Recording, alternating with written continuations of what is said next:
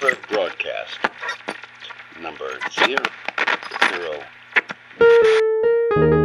Okay, this is Uncle Bert Lamb saying hello from Beastburg.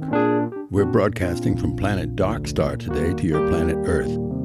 We want to thank you for sending Earth songs to us in musical notation format and for making them show up as screensavers on our idle computers. This Darkstar Journal show is a sort of return gift from our little group. On Darkstar, it is 3215, the 8th month, August, and the 6th day. Today, Sunday, Rosabella and I got up early and packed a rucksack for a day out. We were set to take the ferry down to West Cleanser with our granddaughter, Ellie Ram.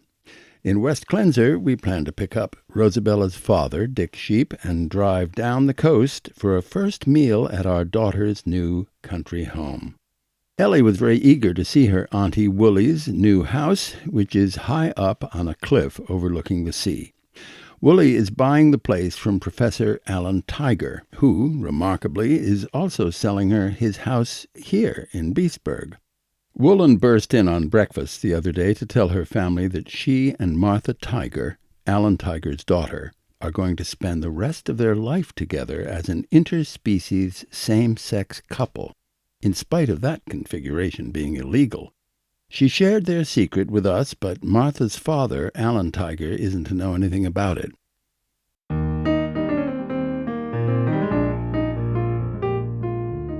The early morning ferry was full of sleepy-looking birds and animals, and our poor Ellie at the beginning of the trip looked a wreck. She had stayed up late with her friend Beverly Toucan after helping Beverly's parents do an all-day stocktake at their fancy grocery shop up at the top of Poultry Heights. Ellie, after sleeping over with Beverly, rushed down and met us with minutes to spare for our boat. She staggered along sleepily beside us into the ferry. As the ferry got underway, it was a treat to see Ellie wake up in the bracing wind and the ocean spray. We got off the ferry at West Cleanser, pushing through the eager crowds at the Saturday morning farmers' market to get ourselves to Dick's house. Rosabella unlocked our car, which we keep parked out the back of Dick's place, and put her rucksack in the boot. From the kitchen we could see Dick reading in his front room, surrounded by piles of books from charity shops. Dick told us to put the kettle on while he read the last chapter of a novel. Books always come first with Dick, tea generally coming second. After our obligatory cup of tea and a stale chocolate biscuit, we all set off for Woollen's via the Ram farm, where we picked up our dear young niece, Mindy Ram. We crammed into the car, excited to have permission to drive out the High Wolds Road and looking forward to our first look at Tiger House and Martha.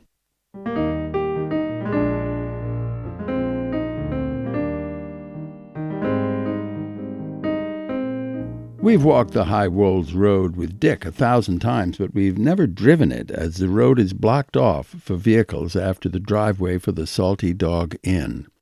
It's one of the oddities of life in the Wolds that most of the vast colored mountains range, except for the first one, Red Hill, which stands high above West Cleanser, are privately owned by the Boer estate and completely cut off from public use. This section of coast is open to walkers, but vehicles have to have an official pass to get through a rigorous system of checks. A flock of magpies were encamped around a wooden guardhouse, in charge of lifting the automatic gate for cars and checking permissions, as even the road itself from here on is owned by the Boer estate.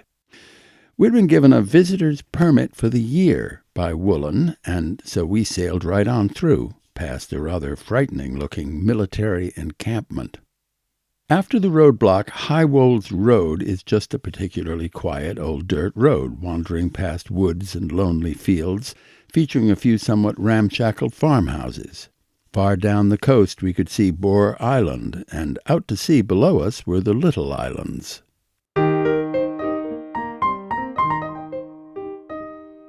Tiger House, down a dirt track, sits on a cliff edge above the sea, well disguised by a high clump of trees. Woollen and Martha came out of the barn as we pulled in, bubbling over with happiness and excitement. Rosabella and I signed a property exchange document for them, first thing, so now it was official. Just as we had heard from Woollen, Martha is stunningly beautiful, as well as clearly a tall and powerful tigress. I brought Rosabella's rucksack into the house as Woollen led everyone else around to the front on a tour. Martha Tiger followed me in, and after I unpacked luncheon items, she showed me around the house. Out on the screened-in front porch, Martha turned to face me, saying, "I have to tell you how much it means to me to have your family out here. Everything with Wooly has been so unexpected." Here Martha turned away shyly and said, "Woollen is really the central thing for me now. I've never got close to anyone so fast. I'm really quite a private animal, but it's amazing. I love her." I hemmed and hawed, finally saying, "Martha, we're going to love you too. You are part of our family now." Ellie, at that private moment, came rushing in, wanting me to climb up and look at Martha's treehouse. In front of Ellie, I gave Martha a hug and promised we'd talk more later. Ellie took my hand as we left the house, smiling up at me. I climbed step by cautious step up behind Ellie, who dashed nimbly up the high ladder into the lookout, Martha's treehouse. Mindy was right behind me.